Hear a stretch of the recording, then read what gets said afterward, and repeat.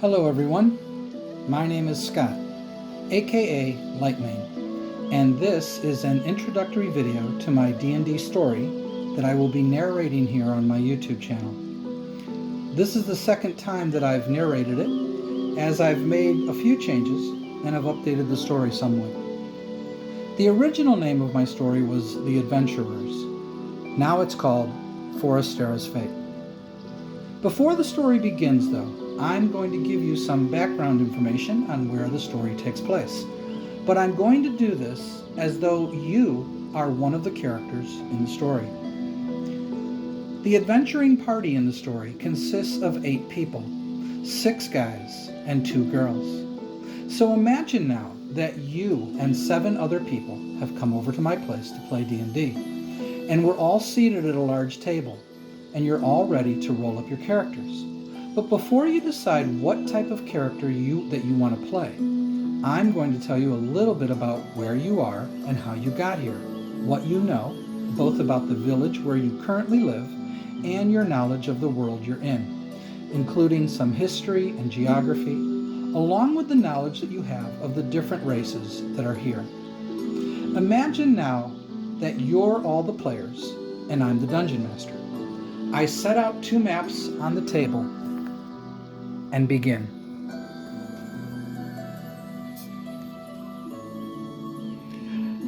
The world you are in is called Forestera. It's quite small compared to other D&D worlds like Greyhawk or the Forgotten Realms. The entire world is around 800 miles east to west and around 600 miles north to south, not counting the oceans that surround it. You don't own this map. It's in a shop on the wall, and the owner is trying to sell it for 20 silver pieces. A typical map usually sells for 1 silver piece or less, so you're all quite confused why he's charging so much for a map. No one knows how it's possible, though, that someone could draw a map of the entire world. How could they possibly achieve it?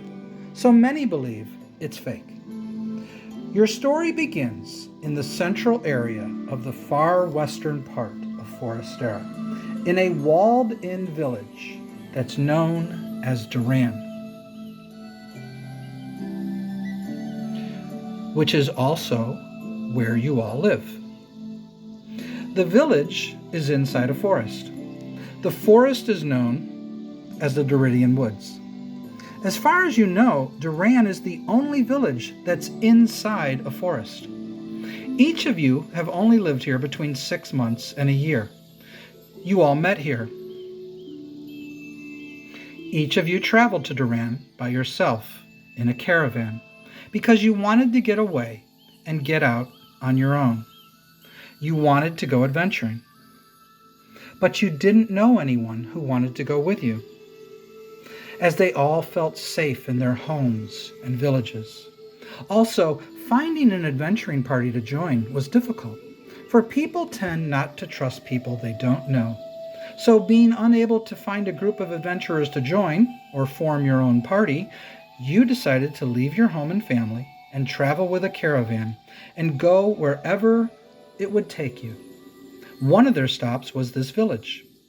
There was something about this village that captivated you, so you decided to stay here and make the best of it on your own, hoping to one day meet others who also wanted to go adventuring, which you all now have done.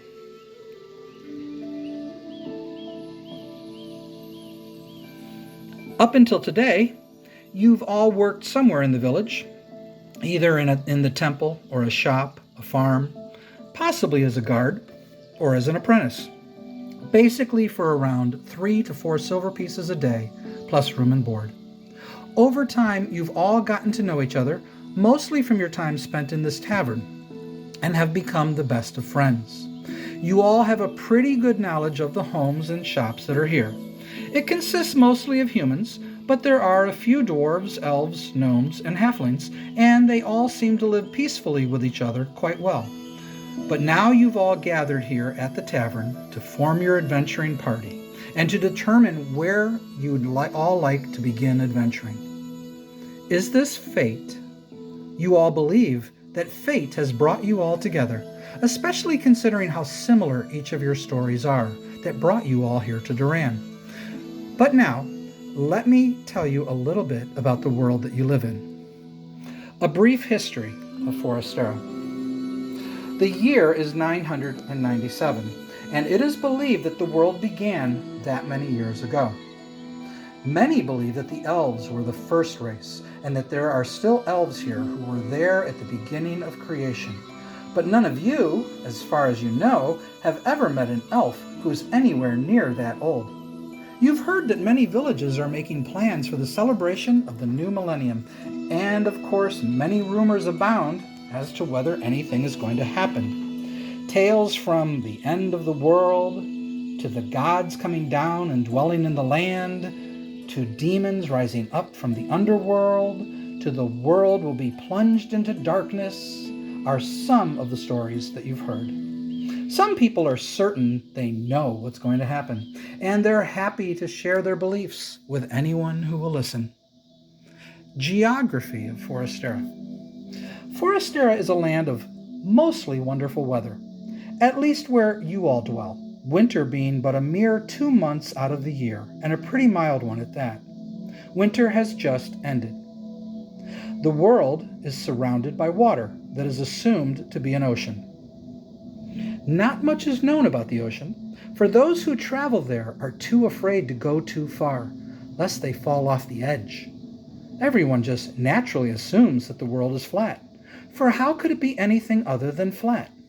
However, several islands have been discovered, said to be located at the 4 corners of Forestera, and the map agrees, but very little is known about them, though stories abound as to what is there. To the east lie the rolling hills, and beyond that, the vast mountains from which all rivers flow. The western half of the world is mostly plains and forests, along with swamplands here and there. You're told there's a desert in the middle of the world. The map agrees, and all kinds of rumors abound as to why it's there and what's there. Some believe it's a curse on the land that will one day turn the whole world into a desert. Others believe it was the one part of the world that the god or gods who created Forestera couldn't fix. Then there's others who say it's just a desert. Some believe the desert is shrinking, while others believe it's expanding. And of course, all kinds of rumors abound as to what creatures live there, if any. Some even question if there is a desert, or if it's all just a story. Giant holes. The most bizarre rumor, though, that you've heard, is that some say there are actual holes in parts of Forestera. Huge holes, where you've heard stories that say that some people have fallen into these holes, never to be seen or heard from again. Some believe that these giant holes go far down to an underground world where all kinds of evil creatures dwell. Most people, however, seem to believe that these are nothing more than scary stories to keep children from wandering off too far from home. None of you know anyone personally who says they've seen these holes. The races. Since you're going to be playing one of the races in Forestera, here's a little information about each of them. While all of the races can be found anywhere in the world, they are mostly found in the areas where it is believed that they hail from. It is commonly believed that each race was created in a different part of Forestera. Dwarves are said to have been created in the mountains to the east by the dwarven gods. Gnomes in the hills that are just west of the mountains by the gnome gods. Elves in the massive forest in the north by the elven gods. Halflings in the southern plains by the halfling gods. Humans in the central plains by the human gods, though some believe that humans were created in the desert. Half-elves and half-orcs were not created, as they are offspring of elves and humans, or orcs and humans, so they don't come from anywhere. Thus, half-elves and half-orcs are very rare, and often outcasts, especially half-elves with regards to elves, while half-orcs are outcasts with mostly everyone. Some half-elves live in communities, but many are wanderers and little is known about them. Half-orcs are often feared by others, and it is believed that they usually end up living with orcs, but at times it is said that a half-orc has taken up residence in a community and found their way in civilized lands. Mostly, though, they are said to be rogues, or barbarians, or worse, necromancers. Elves are known as the ancient race of wizards and warriors. It is said that the elves were the first race, and that they enchanted all the forests and made them beautiful. Some say they're all magical, while others say a god or gods enchanted one or more of them. But you've never seen any evidence that any of the forests are magical. Elven craftsmanship of bows and swords are the best ever seen, and many a warrior covets the very rare elven chainmail, armor that's said to be lighter than any other, yet offers better protection than even plate mail. None of you have ever seen elven chainmail, but you've heard some stories. Elves don't often associate with other races, preferring to keep to themselves in their elven kingdom in the north, for their way of life is simply different from others. Whether this is at least partly due to their exceedingly long life and or their magical nature, no one really knows. But some elves do dwell in villages and get along just fine with others, except for dwarves, of course. But they're trying. Dwarves are well known for their skills as miners, blacksmiths, stonemasons, and armorers. Dwarven axes are considered the finest in the land, and their workmanship with stone is second to none. But the most well-known talent of dwarves is their ability to handle their liquor. Some say that a glass of beer for a dwarf is like a glass of water to anyone else. But since you've all seen a drunk dwarf before, you know that's obviously an exaggeration. Gnomes are believed by some to be a blend of both dwarves and elves, despite the fact that makes absolutely no sense. That said, gnomes are often found underground or in the hills and mountains, like dwarves. However, and yet they are considered to be a magical race as well, like elves. However, many a gnome suffers from wanderlust and are often found traveling from town to town. While anyone can suffer from wanderlust, gnomes just seem more prone to it than others. They are lovers of stories and magic, but some have a reputation for being quite the trickster or prankster. Halflings have their feet on the ground, and they'd like to keep them there. Living off the land, they are mostly farmers, but their skills in stealth have led some to go adventuring, and tales have been told of brave exploits as rogues and even rangers. But mostly rogues. But halflings are known for being friendly and well-mannered, unlike the typical reputation that a rogue normally has.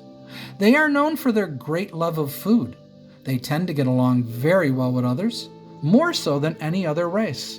It is often said, if you can't trust a halfling, who can you trust? Humans appear to be the most common race in the world. They are not known for any particular set of skills. Rather, they seem to be able to adapt to their environment better than most, and are able to learn a variety of skills, more so than other races, though not necessarily better than other races. That is basically all that you know. Despite how nice Duran is, you're all eager to go adventuring and to get away from the everyday life of working all day and hanging out all evening here at the tavern or where you sleep. So you've assembled here tonight to talk about the different options that you have for where you might want to start adventuring. And with that, you all roll up your characters and are ready to begin. You assumed that I was just going to give you one option on where you'd go adventuring first. But when you hear that you have 5 options to choose from, you become quite excited. Now, if you'd like, pick one of the 8 characters in the story and imagine that they're you. Now you're all ready to go adventuring. Your story begins.